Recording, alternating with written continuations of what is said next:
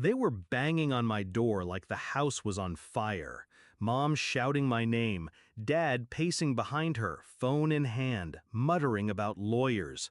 Funny how fast they panic when it's their name on the line. But I didn't answer the door. I just watched them through the peephole, calm, quiet, satisfied.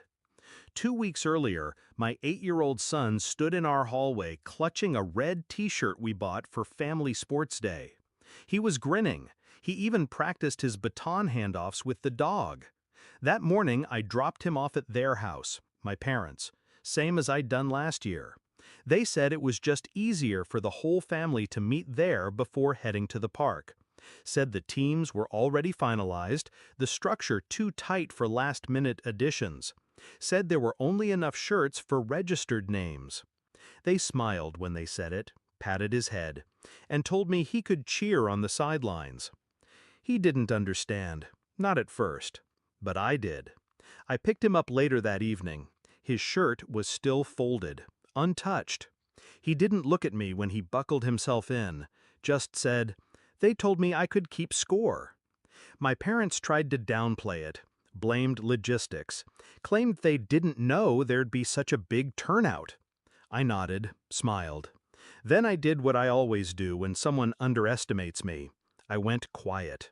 They didn't know I worked a double that night. Didn't know that while they drank wine and posted photos with their official teams, I was watching, scrolling, counting. 124 people in total. From cousins I hadn't seen in a decade to neighbors who RSVP'd that morning. They even made t-shirts for the dogs, but not my son, because they didn't want him in the family photo. They wanted him adjacent, a prop, an afterthought, and I'd had enough. You see, my parents are legacy obsessed. My dad chairs the community board. My mom runs a local charity. Their entire identity is built on curated appearances, happy family, good values, perfect grandparenting.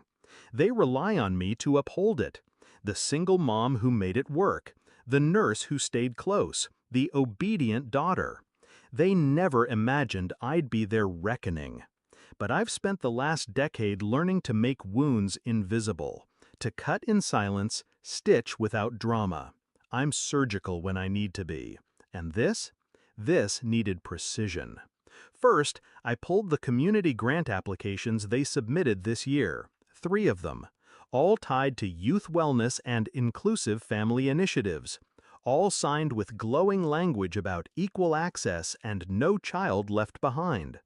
I submitted a quiet complaint, anonymous. Then I requested the attendance records from the City Parks Department, Sports Day registration lists, names, dates, team rosters, every child listed, every parent, every dog.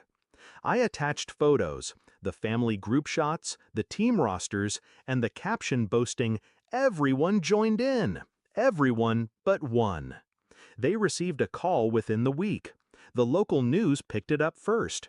A story about a boy excluded from a family event under the guise of rules. The phrase, "only enough shirts for registered names," became a headline.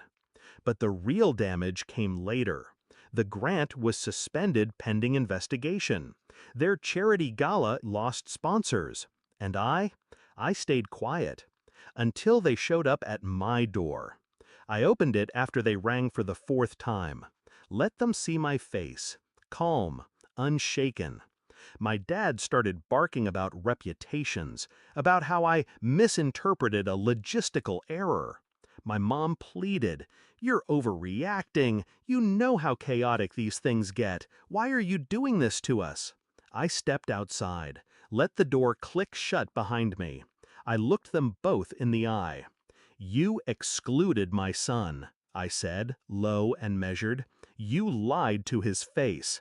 And then you smiled for photos like he didn't exist." Mom tried to speak. I raised a hand. "This isn't revenge. This is exposure." I leaned in.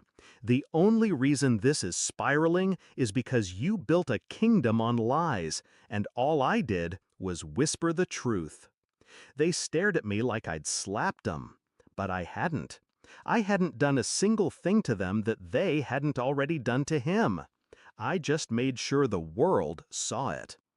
We haven't spoken since. No apologies, no explanations. But the calls stopped. The door stopped knocking. And sports day? My son and I hosted our own. Backyard, balloons, trophies from the dollar store.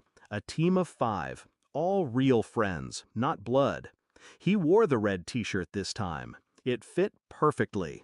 There's a photo of him on my mantle now, grinning, arms up, medal around his neck. He doesn't know what I did, doesn't need to. He just knows he's seen, counted, chosen, and that's more than they ever gave him. Legacy is funny like that. My parents spent their lives building a name they thought would outlive them. Turns out, it only took one child.